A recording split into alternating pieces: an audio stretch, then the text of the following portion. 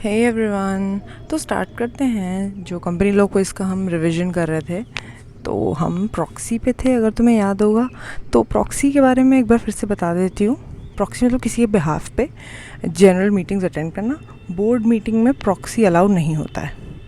Board meeting में allowed नहीं होता है, सिर्फ आप जनरल मीटिंग्स में अपॉइंट कर सकता है मेंबर कि मेरे बिहाफ पे कोई अटेंड कर ले। तो एक बार में प्रॉक्सी सिर्फ 50 लोगों को ही रिप्रेजेंट कर सकता है, और उनकी भी एग्रीगेट शेयर होल्डिंग 10% से ज़्यादा नहीं होनी चाहिए, ठीक है।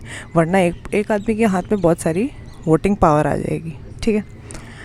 फिर नेक्स्ट पॉइंट है a member of a registered charitable objects company, मतलब जो ऐसी कंपनी होती है सेक्शन 8 वाली, can not appoint any person as proxy unless वो जो प्रॉक्सी बन रहा है वो खुद भी मेंबर हो। मुझे लगता है इसका रीज़न ये है क्योंकि चैरिटेबल ऑब्जेक्ट से तो आप भला करना चाहते हो सबका, तो अगर आप जो मेंबर है वो भी भला ही करना चाहता है ना, वो अच्छा ही काम करने के लिए रेजोल्यूशंस जो पास करेंगे आप, तो आपके बिहाफ पे भी ऐसा ही इंसान होना चाहिए जो इन ऑब्जेक्ट्स को समझता हो, रादर दैन कोई स्ट्रेंजर जो हो सकता है थोड़ा मनी माइंडेड हो और वो सही डिसीजन ना ले पाए आपके बिहाफ पे। नेक्स्ट पॉइंट है वोटिंग थ्रू इलेक्ट्रॉनिक मीन्स, मतलब वोटिंग फिजिकली ना करके इलेक्ट्रॉनिकली करना, वो की अच्छी चीज़ होती है। जैसे कोविड में ऐसा बहुत पॉपुलर हो गया। तो ये मैंडेटरी किसको है? वैसे तो ऑप्शनल है, लेकिन मैंडेटरी है लिस्टेड कंपनी को, बिकॉज वो इतनी बड़ी कंपनी, उसमें thousands and lakhs of share holders होंगे, उनको फिजिकली आप बिठा के नहीं कर पाओगे, ठीक है। तो फिर मिनिमम 1000 जो शेयर होल्डर्स हैं, अगर किसी कंपनी में मिनिमम 1000 शेयर होल्डर्स हैं तो उसको भी एप्लीकेबल है इलेक्ट्रॉनिकली वोट कराना, और लिस्टेड कंपनी को तो है ही, ठीक है। अब प्राइवेट कंपनी छोटी मोटी होती है, उनमें 200 से कम ही मेंबर्स होते हैं, तो इसलिए उनको ऐसा कुछ मैंडेट नहीं है। 1000 से ज़्यादा शेयर होल्डर्स है तो मैंडेट है आपको। शेयर होल्डर्स के not change their vote subsequently. एक बार अगर जो आपने वोट कास्ट कर दिया आप नहीं चेंज कर सकते इलेक्ट्रॉनिकली, ऑफ कोर्स नहीं कर सकते, तो एक बार सोच समझ के करो वोट। एंड इलेक्ट्रॉनिकली जो आप वोटिंग करवा रहे हैं एज अ कंपनी, उसको देखता कौन है, उसको चेक कौन करता है? स्क्रूटनाइज़र आप एक अपॉइंट किया जाता है, हो सकता है वो एक पीसीएस इंडिविजुअल हो या कोई फर्म हो, ठीक है। मैंने प्रीवियस वाले जो भी इलेक्ट्रॉनिक पोस्टल बैलेट वाले आपको वीडियोस शेयर करें, उसमें जाके खुद देख लेना, उसमें एक स्क्रूटनाइज़र रहता ही रहता है, ठीक है। आ जाते हैं पोस्टल बैलेट पे। पोस्टल बैलेट का क्या मतलब होता है कि सेक्शन 110 के अंदर listed unlisted companies other than OPC company having members up to 200, ठीक है। मतलब कि छोटे कंपनीज़ को छोड़ दो, ओपीसी को छोड़ दो, और जो प्राइवेट कंपनीज़ हैं जिसमें ऑफ कोर्स 200 तक की मेंबर लिमिट होती है, तो इन दोनों कंपनीज़ को छोड़ के जो कंपनी बचती है वो है listed and unlisted public company. तो इन दोनों कंपनीज़ में कोई भी आइटम जो ट्रांजैक्ट हो रहा है अदर दैन ऑर्डिनरी, कोई स्पेशल आइटम अगर ट्रांजैक्ट किया जा रहा है, मतलब in any business in which directors or auditors have a right to be heard at the meeting by means of postal ballot, मतलब ऐसी मीटिंग जिसमें ऑर्डिनरी बिजनेस नहीं ट्रांजैक्ट हो रहा हो, उसमें आपको कौन सा पोस्टल बैलेट यूज़ करना ही करना है, ये फैसिलिटी आपको देनी ही देनी है। और पोस्टल बैलेट का मतलब होता है कि बैलेट पेपर्स नहीं होते, इसमें ऐसे करके ऑप्शंस लिखे होते हैं बहुत सारे, असेंट डिसेंट आपको टिक करना होता है जो भी है, और फिर वो सबमिट हो जाता है, ठीक है। और अगर आपने पोस्टल बैलेट के थ्रू कोई मीटिंग करवाई है तो it will be deemed to have been held at a passed at a general meeting. Postal ballot में आप क्या करते हो, मैंने पोस्टल बैलेट के 2 वीडियोस अभी तक डाले हैं, उनको जाके देख लो अगर कोई डाउट है तो, ठीक है। इलेक्ट्रॉनिक मीटिंग हो गई एंड पोस्टल बैलेट हो गया।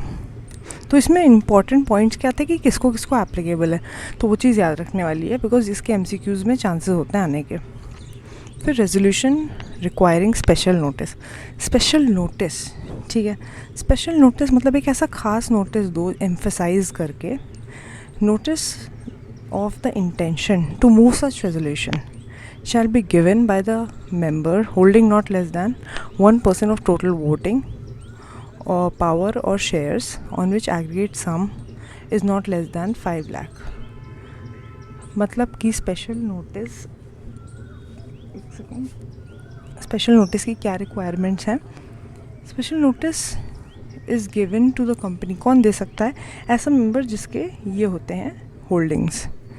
तो मुझे लगता है कि ये जो लिमिट्स हैं या फिर ये जो न्यूमेरिकल वैल्यूज़ होती हैं, ये सारे पॉइंट्स उसमें एमसीक्यू में पूछने के काफ़ी चांसेस होते हैं, इसलिए मैंने इनको इंक्लूड किया है। Okay, section 117 is MGT 14। ये भी इंपॉर्टेंट पॉइंट है कि इसमें क्वेश्चन आ सकता है दैट MGT 14 में कौन से टाइप के रेजोल्यूशंस हम रजिस्ट्रार को बताते हैं। तो उसमें ये होता है कि आप सिर्फ स्पेशल रेजोल्यूशंस जो पास करते हैं एज अ कंपनी वही हम बताते हैं रजिस्ट्रार को इन फॉर्म MGT 14। ठीक है, अब डिविडेंड की बात कर लेते हैं। Dividend is declared out of profits. ठीक है, प्रॉफिट नहीं है तो डिविडेंड ऑफ कोर्स कहाँ से आप देंगे, लेकिन दे भी सकते हैं फ्री रिजर्व्स वगैरह से, देखते हैं, लेकिन उसके कुछ लिमिट्स होते हैं। डेप्रिसिएशन, पहले आपको डेप्रिसिएशन को प्रोवाइड करना पड़ेगा, डेप्रिसिएशन काटनी होगी, उसके बाद ही आप जो P&L आपका है statement of profit and loss, उसमें फिर डिविडेंड एंड में दे सकते हो अपने शेयर होल्डर्स को। डेप्रिसिएशन कंपनीज एक्ट के शेड्यूल 2 में है, वो आपको चार्ज करनी होती है, लेकिन इनकम टैक्स एक्ट वाले बोलते हैं कि हमारी डेप्रिसिएशन चार्ज करो। ठीक है, तो वो अलग खेल है, छोड़ दो उसको। डेप्रिसिएशन का क्या मतलब है? Depreciation is to be provided on the assets over its useful life. सिर्फ जब तक वो यूज़ में रहते हैं तब तक उनको डेप्रिशिएट हम करते हैं। इन इवेंट ऑफ इनएडिक्वेट प्रॉफिट्स, ये इंपॉर्टेंट है इसलिए मैंने बोल्ड में लिखा है। इनएडिक्वेट प्रॉफिट्स हैं, आपके पास प्रॉफिट नहीं, आपको लॉस हो रहा है, एज अ कंपनी में डिक्लेयर डिविडेंड, तब भी आप डिक्लेयर कर सकते हो डिविडेंड आपके एक्यूमुलेटेड प्रॉफिट से earn in the previous years, और जो आपने रिजर्व में डाल रखा है। अगर आप चाहते हो मेंबर्स को दे दो या आप खुद भी, क्योंकि छोटे मोटे कंपनीज में ऐसा होता है जो डायरेक्टर है वही मेंबर भी होता है, तब भी आप दे सकते हो, लॉस में हो तब भी दे सकते हो, तो अपने प्रीवियस ईयर्स के जो भी आपने एक्यूमुलेट कर रखा हो प्रॉफिट रिजर्व में जो है उससे दे सकते हो। No company shall declare dividend unless, कब तक आप डिविडेंड नहीं दोगे, पहले यार अपने लॉसेस तो चुकाओ। कोई भी अगर आप कैरी फॉरवर्ड करके ला रहे हो लॉसेस, पहले उनको तो माइनस करो। डेप्रिसिएशन जो नहीं आपने अभी तक कैरी फॉरवर्ड करके ला रहे हो उनको तो सेट ऑफ करो पहले प्रॉफिट से, उसके बाद डिविडेंड एकदम एंड में दिया जाता है। पहले जो भी आपके बचे आउटस्टैंडिंग चीज़ें उनको ख़त्म करो पहले। डिविडेंड शैल बी डिक्लेयर्ड और paid only out of free reserve. ऐसा नहीं है कि आप सिक्योरिटी प्रीमियम रिजर्व यूज़ करने लग गए या फिर आप रिवैल्यूएशन रिजर्व तो कहीं यूज़ ही नहीं किया जाता है। ठीक है, ओके, अब नेक्स्ट पॉइंट देखते हैं। No dividend can be declared if there is a default in connection with acceptance और repayment of deposit. Of course, जो तुमने मेंबर से पहले डिपॉजिट लिया है पहले उसका ही प्रिंसिपल और इंटरेस्ट का रीपेमेंट करो। ठीक है, उसके बाद मैंने क्या कहा था, डिविडेंड एकदम एंड में दिया जाता है जब सारे तुम चीज़ें पे कर लो। Money is transferred to unpaid dividend account remaining unclaimed और अनपेड, मतलब कि अनपेड डिविडेंड एक अकाउंट खोला जाता है, उसमें जो पैसा ट्रांसफ़र किया है उसको किसी ने क्लेम नहीं किया 7 साल तक। ठीक है, तो वो पैसा कहाँ चला जाता है, IEPF में चला जाता है। ठीक है, all shares in respect of which unpaid और unclaimed dividend has been transferred, मतलब कि अगर IEPF में जो पड़े हैं शेयर्स वगैरह या पैसा जो भी पड़ा है उसको अगर वो क्लेम कर रहा है तो ठीक है, उसको हम चेक वेक करके वेरीफाई करके रिफ़ंड कर देंगे, नहीं तो फिर वो IEPF में चला जाएगा in the name of the company. अब नेक्स्ट पॉइंट देखते हैं, इतना ही था अबाउट द डिविडेंड्स। अब देखते हैं next which is about the inspection. तो अगर आप होल्डिंग और सब्सिडरी का रिलेशन है आपका, ठीक है, inspection in respect of any subsidiary shall be done only by the authorized person through the, और ऑथराइज कैसे होगा, बोर्ड रेजोल्यूशन ऑफ होल्डिंग, या उसको सब्सिडरी में ऑथराइज होना चाहिए कि इस कंपनी का ये आदमी आके चेक कर सकता है। ऐसे ही कोई भी जाके, अगर हम CS हैं किसी होल्डिंग कंपनी के और हम सब्सिडरी के जाके एक दिन चेक करने चले जाएँ तो ऐसा पॉसिबल नहीं है, आपको ऑथराइज होना चाहिए बोर्ड से। ठीक है, बिकॉज वो कंपनी के पर्सनल डॉक्यूमेंट्स होते हैं, ऐसे कोई भी उसको चेक नहीं कर सकता। ठीक है, कॉन्फिडेंशियलिटी मेंटेन करनी होती है। नेक्स्ट है financial statements of the company shall give true and fair view, सही बात है, एंड उसमें सब कंप्लायंस होना चाहिए। ये इंपॉर्टेंट पॉइंट है, इसमें बहुत सारे MCQs बन सकते हैं, लाइक फाइनेंशियल स्टेटमेंट्स के क्या क्या वो रहते हैं फीचर्स, वो ट्रू एंड फेयर होना चाहिए, view of the company and compliance होना चाहिए अकाउंटिंग स्टैंडर्ड से, सेक्शन 133 फॉलो रहना चाहिए, शेड्यूल 3 फॉलो करना है, उस फॉर्म में होनी चाहिए फाइनेंशियल स्टेटमेंट्स। कंपनी हैज़ 1 और मोर सब्सिडरीज, अगर कंपनी के पास सब्सिडरी है तो आपको कंसोलिडेटेड फाइनेंशियल स्टेटमेंट भी बनाने हैं, मतलब कंसोलिडेट कर दो अपना फाइनेंशियल स्टेटमेंट प्लस जितनी भी सब्सिडरी 1, 2, 3 जितनी भी हैं सबका, ताकि जो आपके मेंबर्स हैं, स्टेक होल्डर्स हैं, उनको एक ओवरव्यू मिल जाए कि ओके आपके पास आप लोग एज अ ग्रुप कंपनी कितना अच्छा परफॉर्म कर रहे हो। ठीक है, इसका यही रीज़न होता है कंसोलिडेटेड वाला फाइनेंशियल स्टेटमेंट्स को बनाने का। नेक्स्ट आ जाते हैं, financial statements shall be signed on behalf of the board. कौन साइन करेगा फाइनेंशियल स्टेटमेंट्स को, चेयरमैन। ठीक है, अकेला ही करेगा, लेकिन अगर चेयरमैन नहीं है तो फिर 2 डायरेक्टर्स करेंगे, उनमें से एक MD होना चाहिए, एक CEO होना चाहिए, CFO भी कर सकता है और कंपनी सेक्रेटरी भी कर सकते हैं, मतलब ये कॉम्बो है उन लोगों का जो लोग साइन कर सकते हैं मिलकर। ठीक है, CFO एंड कंपनी से, अगर देखो कुछ कंपनीज जो इतनी छोटे लेवल की उनमें CFO और कंपनी सेक्रेटरी नहीं होते, तो उसमें चेयरमैन या 2 डायरेक्टर ही मिलकर साइन कर देते हैं, मोस्टली 2 डायरेक्टर्स कर देते हैं साइन, ठीक है। उसमें वो MD और CEO के पोजीशन के लोग होने चाहिए, बिकॉज हम मानते हैं कि ये इन लोगों की रिस्पॉन्सिबिलिटी है टू मेक श्योर कि सारी financial statements true and fair हैं। Okay, in case of OPC financial statement sign by 1 director, क्योंकि यार एक आदमी है उसमें, एक शेयर होल्डर, कभी कभी वही डायरेक्टर भी होता है, हो सकता है उसको और डायरेक्टर भी ना चाहिए हो, तो उसको एक ही करेगा साइन। ठीक है, आगे बढ़ते हैं। रीओपनिंग ऑफ अकाउंट्स, एक बार अकाउंट्स 1 साल के बन गए, सब ने मेम्बर्स ने देख लिए, वो MCA में सबमिट होगा, तो उसको बार बार खोल के बार बार उसमें चेकिंग, रिविजन, रेक्टिफिकेशन नहीं किया जाता है, बहुत ही ज़्यादा एडमिनिस्ट्रेटिव बर्डन है और बार बार वो बवाल भी है। तो रीओपन कब किया जाता है? ऑन ट्रिब्यूनल्स ऑर्डर, अगर ट्रिब्यूनल को लगता है कि फ्रॉडुलेंटली कंपनी ने बनाया है या फिर उसकी डाउट कर रहा है, ट्रिब्यूनल रिलायबिलिटी पे डाउट है अगर ट्रिब्यूनल को, ठीक है। Board can voluntarily open accounts, ठीक है, बोर्ड की मर्ज़ी, वो खुद भी कर सकते हैं, नहीं तो ट्रिब्यूनल तो करवाएगा ये। नेक्स्ट पॉइंट देखते हैं NFRA, ये बहुत इंपॉर्टेंट चीज़ है। NFRA एक ऐसी बॉडी होती है जो कि देखती है कि जो चार्टर्ड अकाउंटेंट बन गए हैं, जो लोग फर्म या फिर इंडिविजुअल्स, ये लोग कोई चोरी चकारी तो नहीं कर रहे, मतलब ये लोग तमीज़ से अपना प्रोफेशन को सर्व कर रहे हैं ना, फ्रॉडुलेंटली तो नहीं काम कर रहे हैं, अपना ऑडिटिंग सर्विस कैसी प्रोवाइड कर रहे हैं। तो सेक्शन क्या है इसका? 132, और बनाया किसने? सेंट्रल गवर्नमेंट ने एस्टैब्लिश किया, स्टैट्यूटरी बॉडी है। काम क्या करती है NFRA? To monitor and enforce quality of service given by chartered accountants, मेक्स, और ये क्या करता है? ये खुद भी रेकमेंड करता है accounting standards and accounting policies, और ICAI को रेकमेंड भी करते हैं। और इसमें एक चीज़ नोटिस करने वाली है कि अगर ये चाहें तो NFRA किसी को भी उठा के, किसी भी चार्टर्ड अकाउंटेंट को उठा ले, जैसे कि डेलॉइट को अगर इसने उठा लिया, डेलॉइट वो अगर फर्म है, चार्टर्ड अकाउंटेंट्स की LLP है, उठा लिया उनको और उनका इन्वेस्टिगेशन स्टार्ट कर दिया, तो कोई और बाहर की बॉडी इन्वेस्टिगेशन में इंटरफेयर नहीं कर सकती। NFRA अगर देख रहा है तो उससे उसी की चलेगी। NFRA बहुत स्ट्रॉन्ग बॉडी है, काफ़ी चार्टर्ड अकाउंटेंट्स को इससे प्रॉब्लम भी है कि NFRA क्यों इतना इंटरफेयर कर रहा है, बट बनाया ही इसलिए गया है उसको, ठीक है। बोर्ड रिपोर्ट का सेक्शन है 134। बोर्ड रिपोर्ट के अंदर होता क्या है? बोर्ड पूरा बताता है अपने मेंबर्स को कि ये देखो हमने थ्रू आउट द ईयर ये किया है, तो उसमें एक्सट्रैक्ट रहता है एनुअल, इसमें ये MCQs में आ सकता है कि बोर्ड रिपोर्ट के कंटेंट्स क्या क्या होते हैं। तो एक्सट्रैक्ट रहेगा एनुअल रिटर्न का, मीटिंग्स, नंबर ऑफ मीटिंग्स कितनी हुई, डायरेक्टर्स कितने आए गए, कितने चेंज हुए डायरेक्टर, तो मतलब मैं बोर्ड रिपोर्ट एक शेयर भी करी है, मेरे पुराने वीडियोज़ में देख सकते हो जाके। एनीवे, डायरेक्टर्स रिस्पॉन्सिबिलिटी रिपोर्ट बहुत इंपॉर्टेंट है। अब इसका क्या मतलब है बताती हूँ। फिर इंडिपेंडेंट डायरेक्टर एक डिक्लेरेशन देता है कि सब कुछ सही है इस कंपनी में, फिर जो भी पॉलिसीज़ हैं इस कंपनी की, लोन्स, गारंटी, इन्वेस्टमेंट क्या क्या लिया इस कंपनी ने, ऑडिटर ने क्या क्वालिफिकेशन दिया कि क्या गड़बड़ करी इन लोगों ने, या फिर ऑडिटर ने बोला कि कोई गड़बड़ नहीं है, बढ़िया काम किया है इस कंपनी ने, ठीक है।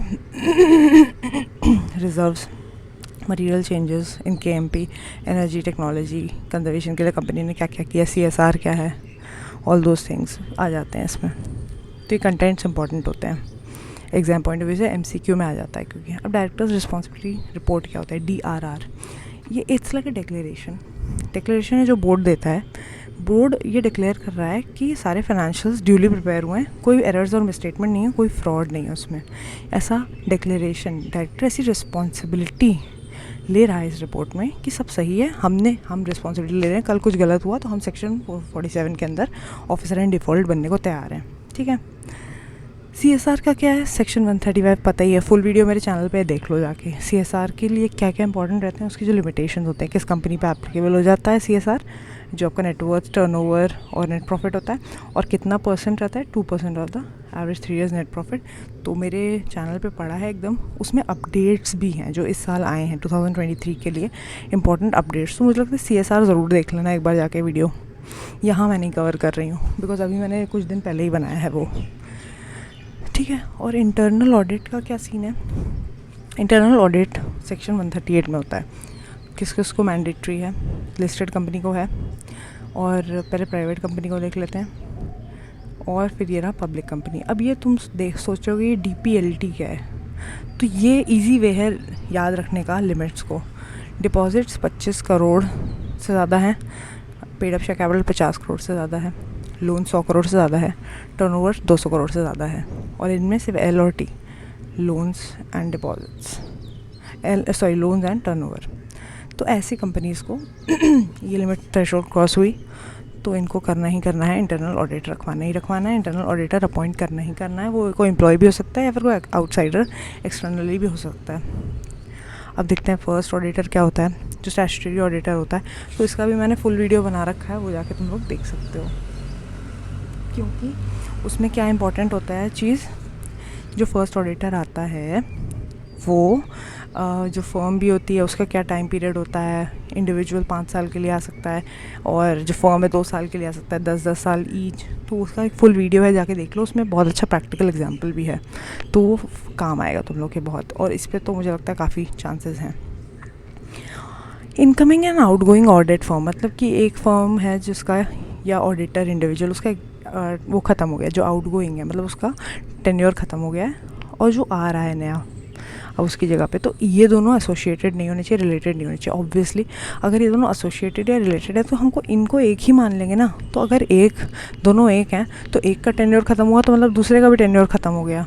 तो इंडिपेंडेंस मेंटेन करना बहुत ज़रूरी है, बिकॉज आप ऑडिटर हो कंपनी के अंदर, आपको इंडिपेंडेंटली जस्ट अपना जजमेंट देना है, तो आपका इंडिपेंडेंट रहना ज़रूरी है।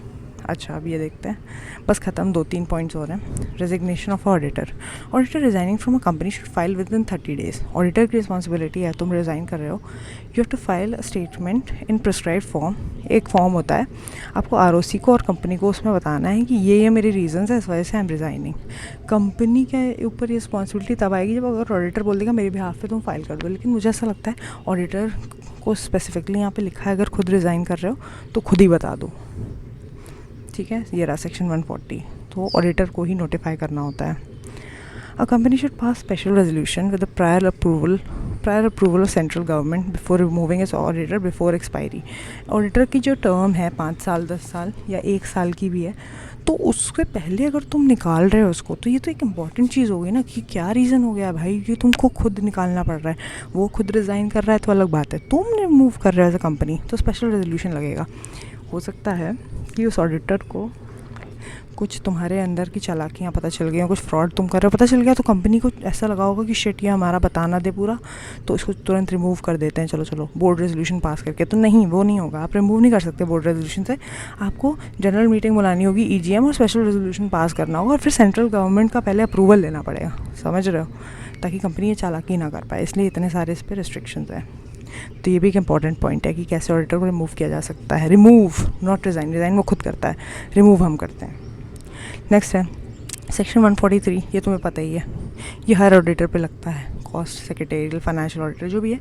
अगर तुम्हें ऐसा लग रहा है कि 1 करोड़ तक का, 1 करोड़ से कम अमाउंट का फ्रॉड तुम्हें मिला है, अपना तुम ऑडिट कर रहे हो, तुम्हें ऐसा डिस्कवर किया एज ऑडिटर, तो तुम्हारी रिस्पॉन्सिबिलिटी है बोर्ड ऑडिट कमेटी को बताने की, और फिर वो लोग अपने इसमें एक्सप्लेनेशन देंगे कि ऊप्स ये क्या हो गया, या फिर okay we will look into it, investigation करेंगे, और फिर वो लोग बताएंगे। और फिर ऑडिटर अपनी रिपोर्ट में बताएगा कि मुझे इतना अमाउंट का फ्रॉड एक मिला था इस साल जब मैं ऑडिट कर रहा था, और फिर कंपनी ने ये रिप्लाई दिया उस चीज़ का, ठीक है। अब लेकिन अगर ये अमाउंट 1 करोड़ से ज़्यादा का है, फ्रॉड 4 करोड़ का फ्रॉड है अगर, तो ये बड़ा अमाउंट है, 1 करोड़ से ज़्यादा का है, तो पहले आपको बताना होगा बोर्ड एंड ऑडिट कमेटी को, उसके बाद आप वेट करोगे उनके रिप्लाई का, ठीक है, और फिर सेंट्रल गवर्नमेंट को बता दोगे आप। अगर इन्होंने कोई रिप्लाई किया तो ठीक है, नहीं तो सेंट्रल गवर्नमेंट को नोटिफाई कर दो, ऑडिटर की रिस्पॉन्सिबिलिटी है, ठीक है।